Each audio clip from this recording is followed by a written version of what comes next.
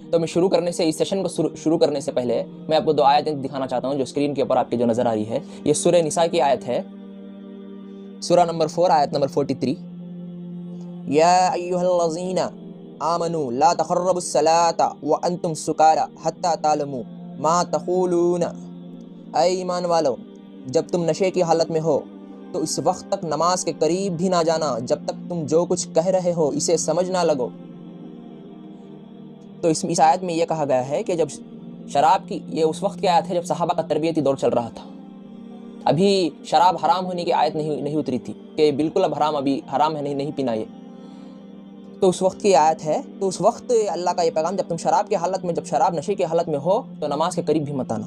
تو بے شک اس حالت میں آج بھی اس آیت کی امپورٹنٹ ہے کہ کوئی شخص شراب پی لے، کوئی نشے کی حالت میں ہو تو اسے بھی یہ حکم، آج بھی وہ آیت کا حکم ہے کہ جب تک اس کا نشے کی حالت نہ اترے تو نماز کے قریب نہ جائے. یہ کس لیے اللہ کہہ رہا ہے؟ آئیے آگے دیکھیں. اے ایمان والوں، جب تم نشے کی حالت میں ہو، یا ایھا الذین آمنوا تقربوا الصلاۃ. اے ایمان والوں، جب تم نشے کی حالت میں ہو تو اس وقت تک نماز کے قریب بھی نہ جانا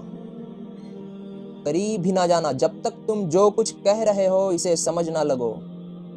اس لفظ پر غور کیا، جب تک تم جو کہہ رہے ہو اسے سمجھ نہ لگو. تو اس سے یہ بات ثابت ہوتی ہے کہ نماز میں جب جاتے ہیں تو جو کچھ ہم کہہ رہے ہیں وہ سمجھنا فرض ہے، لازمی ہے اور ضروری ہے. اس لیے کہ نماز جو ہے اللہ کو دکھانے کے لیے اور اللہ کے لیے نہیں ہے، یہ ہمارے بھلائی کے لیے اور ہمارے ارتقاء کے لیے ہے. ہمارے اللہ کو کسی کی عبادت کی ضرورت نہیں، وہ ویسے ہی بہت بڑا ہے، وہ بہت عظیم ہے، کسی کی ضرورت نہیں. آئیے اور ایک دوسری آیت آپ کو دکھاتا ہوں. یہ سورہ بقرہ کی آخری آیت ہے، سورہ نمبر 2 آیت نمبر 286. لا یکلف اللہ نفسا الا وسعہا. اللہ کسی بھی شخص کو اس کی وسعت سے زیادہ ذمہ داری نہیں سونپتا. سبحان اللہ. یہ اللہ پاک کی مہربانی ہے کہ اللہ تعالیٰ نے جو انسان کے اندر صلاحیتیں رکھیں، جو خوبیاں رکھیں، جو کچھ اسے جیسا ماحول ملا، جیسی صلاحیتیں ایجوکیشن کی، جیسے سیکھنے کی ملی، بس اللہ تعالیٰ اسے اتنا ہی سوال کرے گا. تو ہمارے پاس اتنی صلاحیت نہیں ہے کہ ہم زندگی بھر جس سورۃ فاتحہ کو زندگی بھر پڑھتے ہیں اس کا ترجمہ، اس کا مفہوم ہم کو پتہ نہیں. زندگی بھر جو چھوٹی جو صورتیں جو ہم پڑھتے ہیں کہ اس کا مفہوم ہم کو پتہ نہیں. تو جب ہم نماز کو جائیں گے تو اس سے پہلے جو سورہ نساء کی آیت میں ہم نے یہ سمجھا کہ اس وقت تک نماز کے قریب بھی مت جانا جب تک تم سمجھ نہ لگو کہ تم کیا کہہ رہے ہو. تو یہ ضروری ہے. اور یہ بھی اس آیت، سورہ بقرہ کی آیت میں اللہ تعالیٰ نے فرمایا، اللہ کسی بھی شخص کو، لا یکلف اللہ نفسا الا وسعہا، اللہ کسی بھی شخص کو اس کی وسعت سے زیادہ ذمہ داری نہیں سونپتا. وسعت سے زیادہ.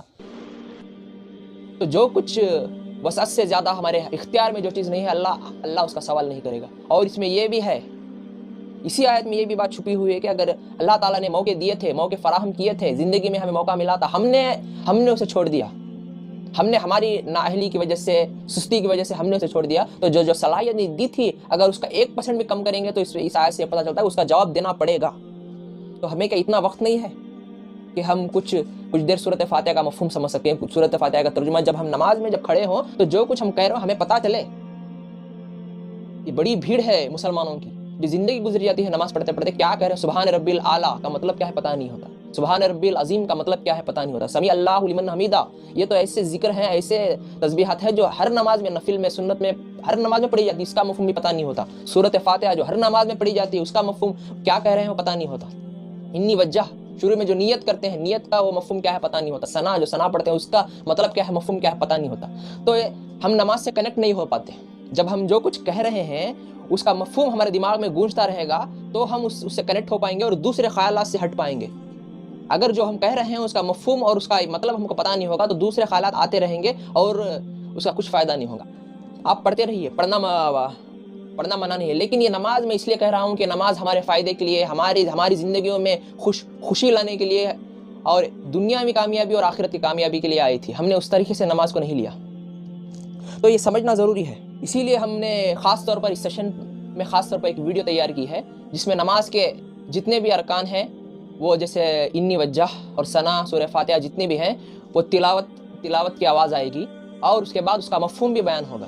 اس کا جو مفہوم ہے وہ بھی بیان ہوگا. تو میں دھیرے ہم کیا کہتے ہیں اور اس کا مطلب کیا ہے، اور ہمیں جب یہ چیز ہم کہتے ہیں تو ہمارے اندر کیا کیفیت طاری ہونی چاہیے، اس کا میں نے تھوڑی دیر اللہ کی توفیق سے میں نے کوشش کی ہے کہ آپ تک صحیح طریقے سے پہنچا سکوں.